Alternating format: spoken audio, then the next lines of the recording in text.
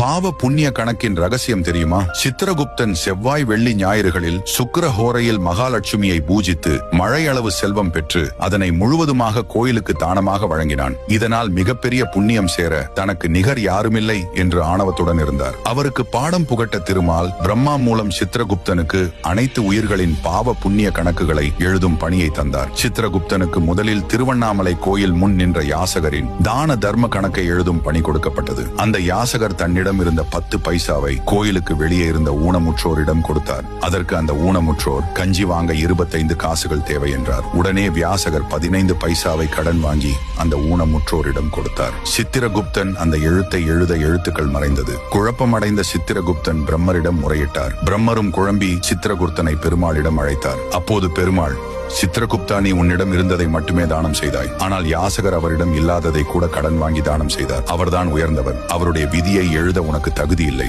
அதை நானே ஒற்றுக்கொள்வேன். சித்திரகுப்தன் மன்னிப்பு கேட்டார். இதுவே பாவ புண்ணிய கணக்கின் மர்மமும் ஆகும்.